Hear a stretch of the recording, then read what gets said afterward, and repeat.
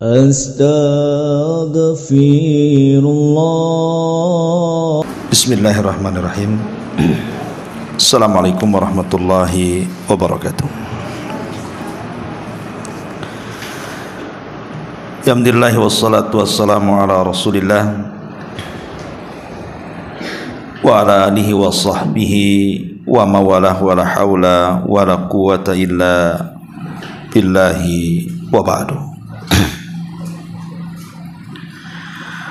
Alhamdulillah, di siang ini kita bisa kembali duduk untuk bertalabul ilmi,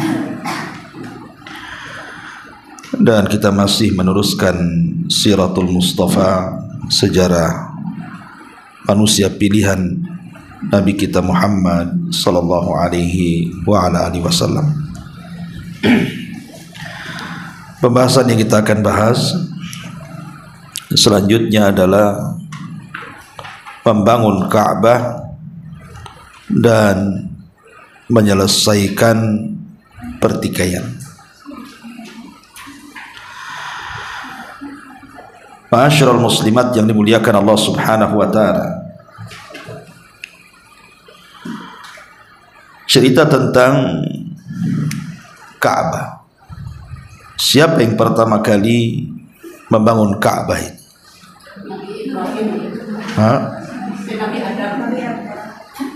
Iya, terjadi perselisihan para ulama. Ada yang mengatakan bahwa yang pertama kali membangun Ka'bah adalah para malaikat. Jadi para malaikatlah yang pertama kali membangun Ka'bah. Ada yang mengatakan Nabi Allah Adam alaihi salatu wassalam. Kemudian disusul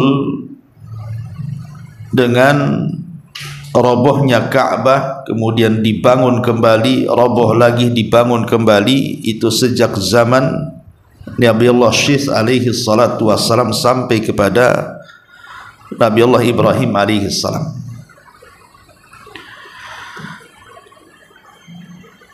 Lah, kalau kita cerita Ka'bah itu pasti tidak mungkin lepas dari kisah Ibrahim, karena itu yang jelas nasnya. Adapun apakah yang pertama kali bangun Ka'bah itu malaikat ataukah Nabi Adam, ini kan tidak jelas nasnya, hanya ijtihad para ulama. Tetapi yang jelas nasnya berdasarkan Al-Quran adalah Ibrahim. Dialah yang mendirikan Ka'bah, walaupun bukan mendirikan yang pertama kali. Dia hanya meninggikan saja, tapi itulah kisahnya dicantumkan dalam Quran. Wa idh yarfa'u Ibrahimul qawa'ida minal baiti wa Ismail. Dan ingatlah ketika kami angkat bangunan Ka'bah oleh Ibrahim dan putranya Ismail. Ini sebagai nas jelas bahwa yang mendirikan Ka'bah walaupun bukan dari pondasinya adalah Ibrahim. Itu yang jelas nasnya. Berdasarkan banyak riwayat gitu ya, disebutkan dalam hadis-hadis Nabi SAW juga. Tapi yang jelas bahwa kalau kita menceritakan kisah Ka'bah, pasti tidak lepas daripada Nabi Allah Ibrahim alaihi salatu wassalam. Tapi yang jelas bahwa Ka'bah adalah tempat yang pertama kali Allah diibadahi di situ. Jadi tempat satu-satunya yang pertama kali Allah diibadahi oleh manusia, ya di Ka'bah itulah.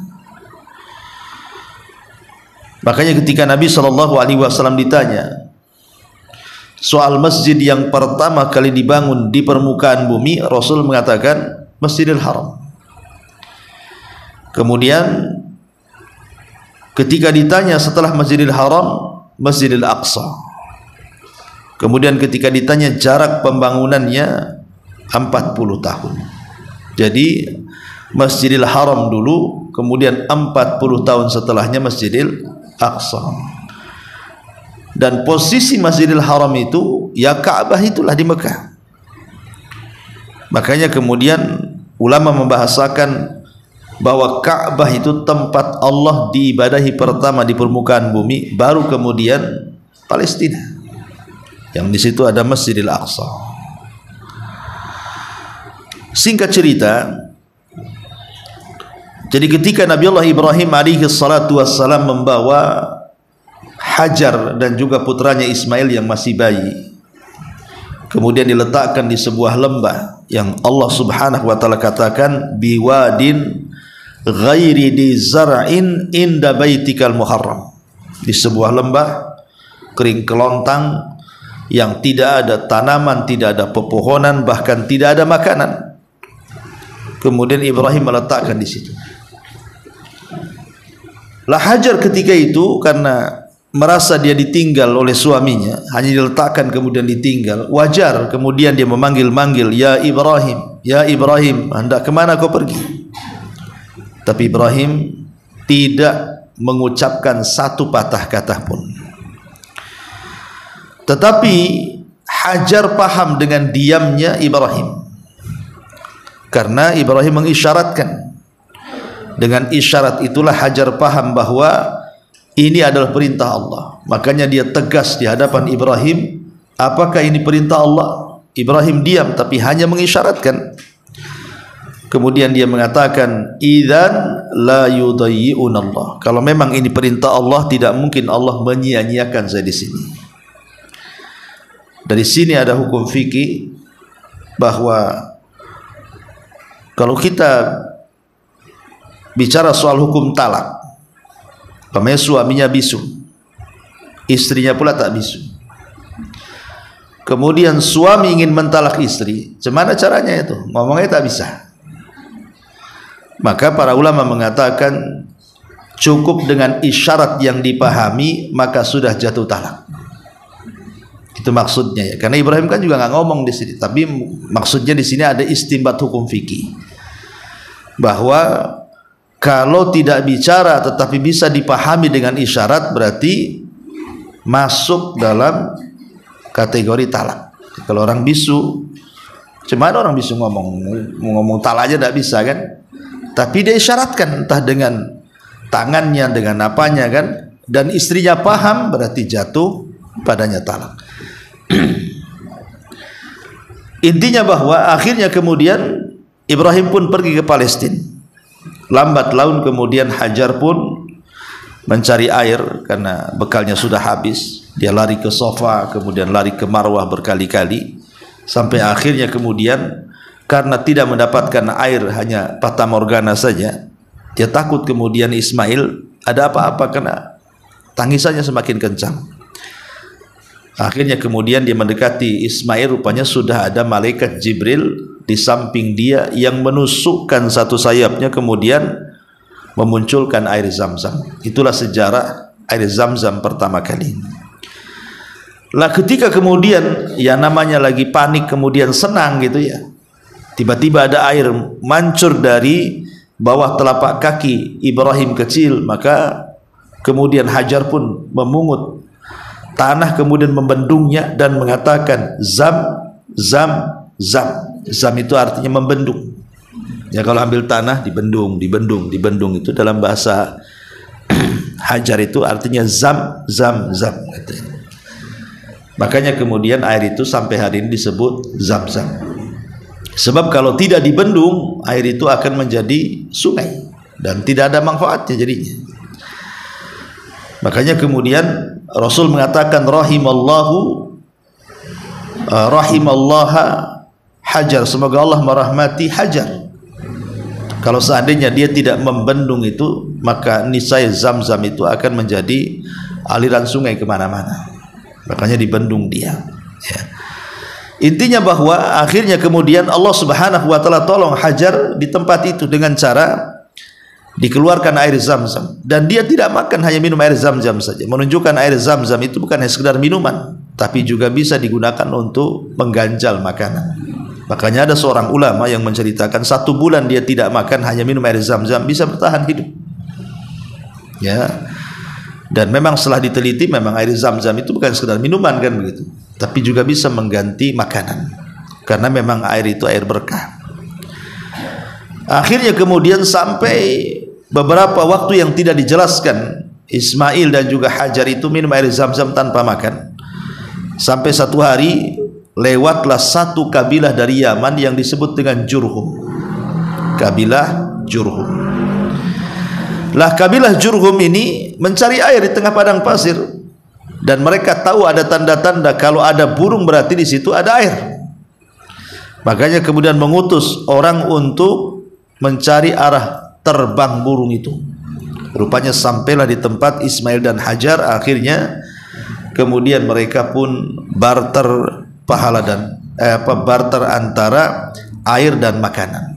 Ada disitulah mulailah kemudian Hajar pun makan dari makanan yang diberikan oleh suku Jurhum sebagai barter dengan air Zam-Zam yang mereka berikan kepada Jurhum.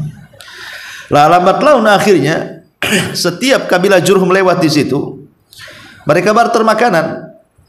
Akhirnya kemudian mereka pun minta izin untuk tinggal di situ. Maka satu orang tinggal di situ, dua orang, empat orang. Akhirnya jadilah perkampungan Jurhum. Itulah perkampungan Mekah pertama kali. Namanya suku Jurhum. Ya, dulu nggak ada orang di situ. Di Mekah itu dulu nggak ada orang. Ya hanya Hajar dan Ismail aja berdua tuh. Tapi belakangan kemudian datang warga dari Yaman, kemudian menghuni sekitar air Zam-Zam. Itulah penduduk Mekah pertama. Ya, suku Jurhum. Karena mereka asli Arab. Akhirnya Ismail pun belajar bahasa Arab dan menjadi anak yang paling fasih berbahasa Arab. Bukan orang Arab tetapi fasih berbahasa Arab, maka disebut musta'rab. Ismail itu. Ya. Singkat cerita, akhirnya Ismail pun tumbuh di tengah-tengah suku Jurhum sampai ibundanya meninggal dunia. Dan dia pun menikah dengan salah satu wanita Jurhum. Tapi sayang akhlaknya tidak baik, kemudian Ibrahim ayahnya disuruh menceraikannya. Maka diceraikanlah istri pertamanya, kemudian menikah lagi dengan wanita yang jauh lebih baik akhlaknya dari putri pembesar Jurhum. Maka dari turunan istri kedua inilah lahirlah Sayyidul Anbiya'i wal Mursalin. Lahir Nabi kita dari turunannya. Tapi kemudian setelah itu Ibrahim alaihi salatu wassalam juga Sarah meninggal dunia. Maka dia pun hijrah ke Mekah dan hidup bersama Ismail. Dari sinilah kemudian terjadi perintah membangun Ka'bah. Maka Ibrahim pun kemudian mengajak Ismail bahwa dia diperintahkan Allah untuk membangun Ka'bah, maka dibangunkan Ka'bah. Jadi yang membangun Ka'bah itu dua orang. Ibrahim alaihi salam sebagai tukangnya begitu ya, kemudian Ismail itu helpernya, mungkin bahasanya seperti itu. Ya, kalau tukang bangunan ya. Kan Ismail tukang ngambil-ngambil batu, Ibrahim yang meletak-letakkan batu. Lah sampai akhirnya kemudian betul-betul Ka'bah itu jadi. Jadi Allah Subhanahu wa taala merintahkan Ibrahim untuk membangun Ka'bah, dan Ibrahim pun betul-betul membangun sesuai dengan perintah Allah.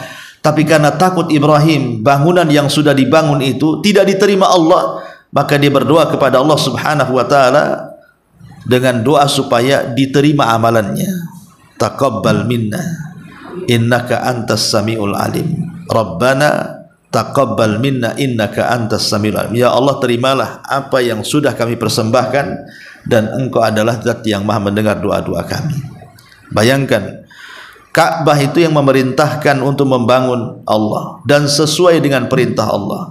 Dan Ibrahim sesudah membangun sesuai dengan perintah Allah, tapi masih takut juga kalau seandainya amalnya tidak diterima. Itulah hebatnya Ibrahim. Ya. Tiba-tiba kemudian Allah Subhanahu wa taala memerintahkan Ibrahim supaya memanggil manusia setelah Ka'bah jadi ini. Maka Allah meminta kepada Ibrahim untuk memanggil manusia. Untuk apa? Untuk melaksanakan ibadah haji. Lah Ibrahim ini kebingungan. Macam mana caranya memanggil manusia? Tidak mungkin dia berjalan kaki ke ujung barat, ke ujung timur, selatan dan utara. Butuh beberapa tahun untuk memanggil manusia datang kan. Tetapi Allah Subhanahu wa taala katakan kepada Ibrahim bahwa engkau cukup berteriak saja. Berteriak ke arah barat, ke arah timur, ke arah utara, ke arah selatan. Aku yang akan menyampaikan suaramu ke arah itu. Dan itu mukjizat. Ya, mukjizat Ibrahim. Akhirnya kemudian Ibrahim pun mulai meneriakkan syariat haji. Wa adzin finnas bil haji ya'tuka rijalan wa ala kulli dhamirin yatin. Maka Allah Subhanahu wa taala katakan, serulah manusia untuk melaksanakan haji. maka nanti akan datang dari berbagai macam penjuru, baik dengan berjalan ataupun berkendaraan, dan akan datang ke Mekah untuk melaksanakan haji. Bahkan lebih daripada itu, hati-hati mereka akan terpaut. Tahwi ilaihim, hati mereka akan terpaut. Siapapun yang pernah datang ke Mekah kemudian pulang, pasti hatinya akan terpaut. Hatinya pasti ingin balik lagi, gitu maksudnya. Kalau ibu mungkin rekreasi ke daerah-daerah lain, mungkin 2-3 kali akan bosan. Tapi kalau pernah pergi ke Mekah, ke Ka'bah, itu tidak akan bosan. Ya, kalau punya uang ke sana kemari, belakangan punya travel dia. Nah, bolak-balik, alah buat travel aja kan begitu. Intinya bahwa Ibrahim kemudian mensyariatkan pertama kali syariat haji. Nah, setelah kemudian Ibrahim meninggal, kemudian Ismail meninggal, lah syariat haji dan mengagungkan Ka'bah itu masih berlaku.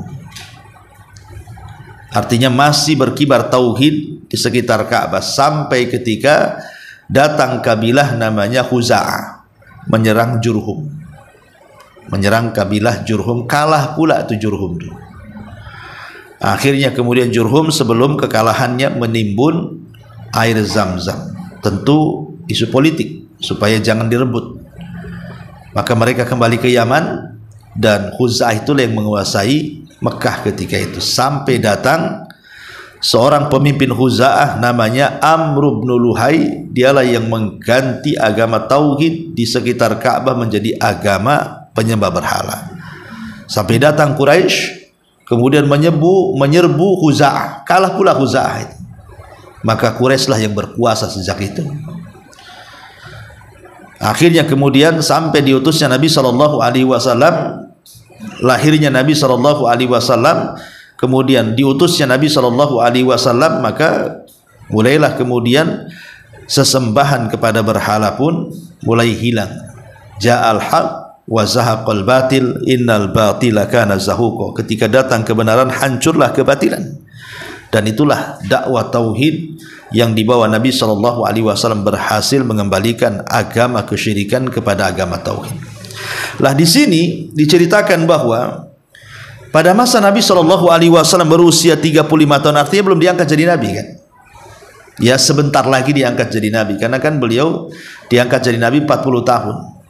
Jadi usia 35 tahun itu kan usia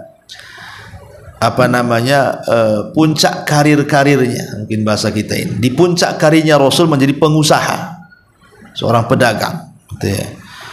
Dan berhasil. Lah disitulah terjadi tragedi. Muncul banjir yang sangat besar sekali. Akhirnya banjir itulah yang merobohkan Ka'bah yang pernah dibangun Ibrahim tadi, yang saya sebutkan kisahnya. Hancur Ka'bah itu separuh. Lah walaupun demikian, orang-orang Arab itu masih mengagungkan Ka'bah gitu ya, masih ada bekas-bekas ajaran Ibrahim.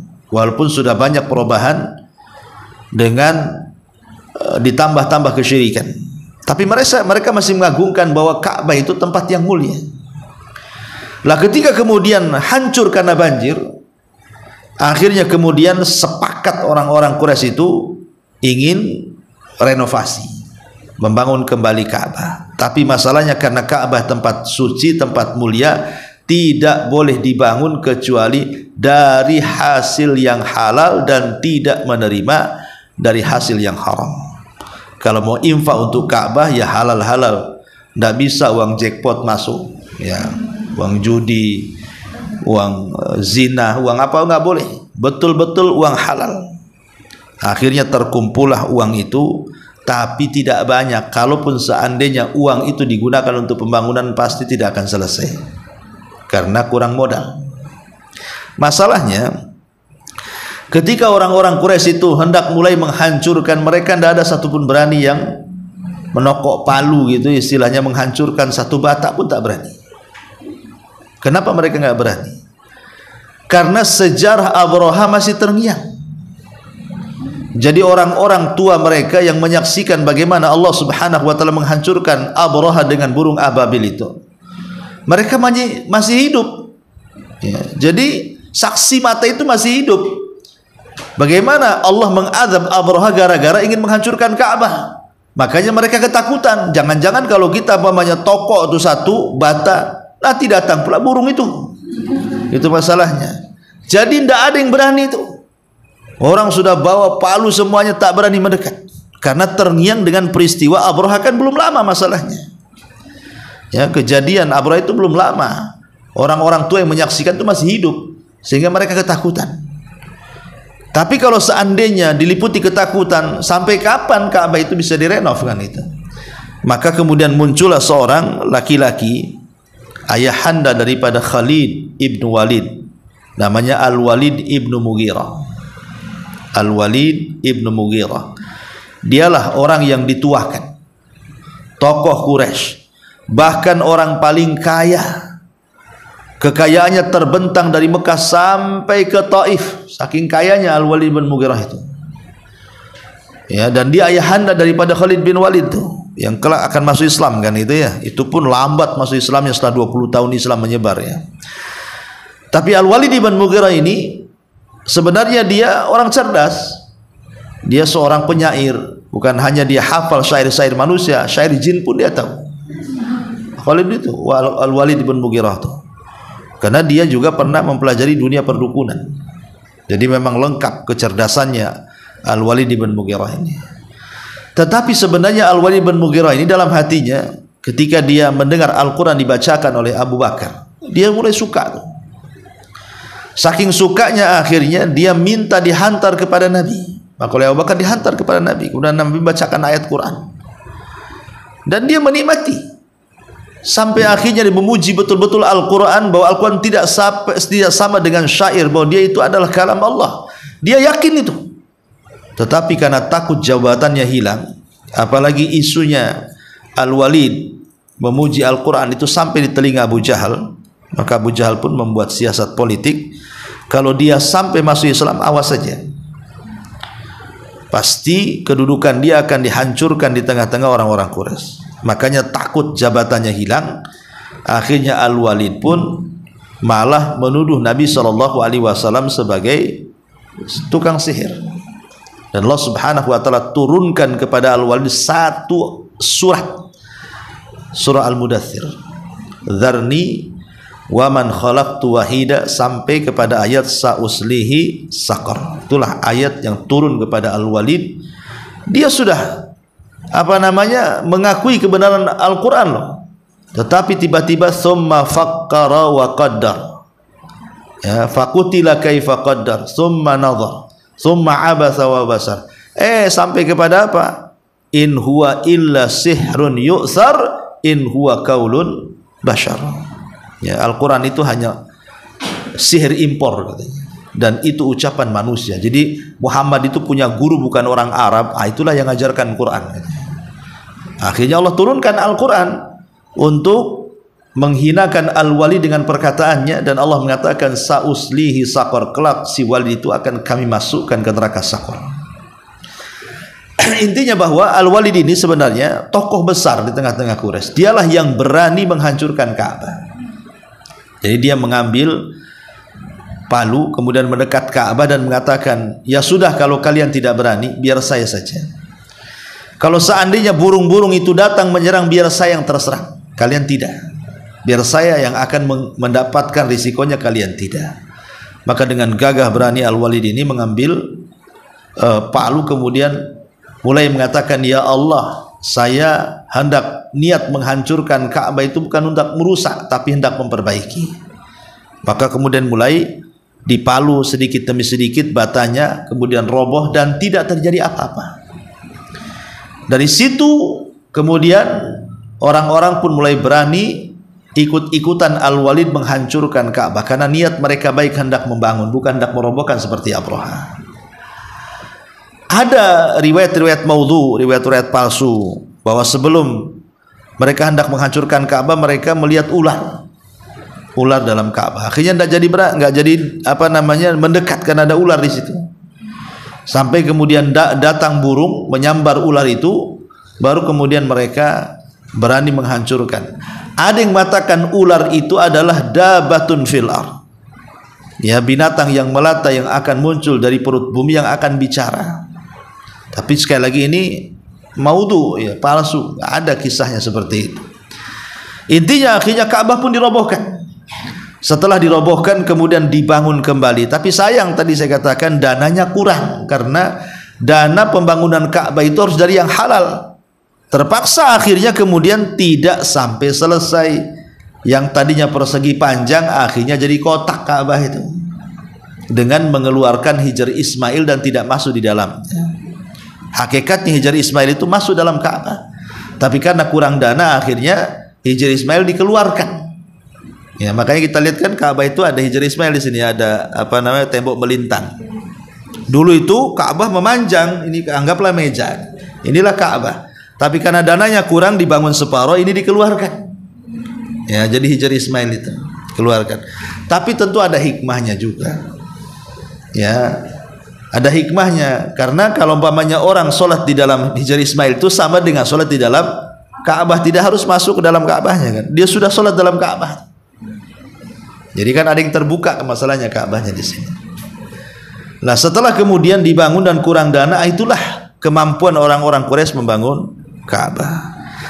Sampai sempat Nabi SAW bercerita dengan Aisyah itu. Jadi satu hari Nabi berbincang-bincang dengan Aisyah. Aisyah, kalau seandainya aku tidak takut fitnah kaummu, katanya, aku ingin robohkan tuh Ka'bah itu, aku akan bangun kembali seperti bangunan Ibrahim. Jadi Rasul sudah ada niat tuh. Ya, cuman karena ketakutan terjadi fitnah, maka Rasul mengurungkan niatnya sampai nantilah pada waktunya. Maunya Rasul nanti kalau sudah tidak ada fitnah, kira-kira orang sudah paham, baru aku akan robohkan Ka'bahku, bangun seperti cara Ibrahim membangun. Tapi qadar Allah, sampai Nabi meninggal, cita-cita Nabi untuk merobohkan Ka'bah dan mengganti bangunan Ibrahim itu tidak tercapai. Tetapi kemudian sempat tercapai ketika di zaman Abdullah bin Zubair. Jadi kita tahu Nabi SAW meninggal, kehilafahan jatuh ke tangan Abu Bakar. Abu Bakar meninggal, jatuh ke tangan Umar. Umar meninggal, jatuh ke tangan Utsman. Utsman meninggal, jatuh ke tangan Ali. Ali meninggal, jatuh ke tangan anaknya Hasan ibnu Ali. Tapi di zaman Hasan bin Ali menyerahkan kekuasaannya kepada Muawiyah ibn Abi Sufyan, dan itulah raja pertama kali, karena Khulafaur Rasyidin itu sampai kepada Hasan bin Ali saja 30 tahun. Selepas itu sudah tidak ada lagi Khulafaur Rasyidin, yang ada hanyalah kerajaan yang penuh rahmat. Lah raja pertama Muawiyah ibn Abi Sufyan diserahkan oleh siapa? Hasan ibnu Ali. Lah Muawiyah meninggal dunia, jatuhlah kekuasaan kepada putranya Yazid bin Muawiyah. Yazid bin Muawiyah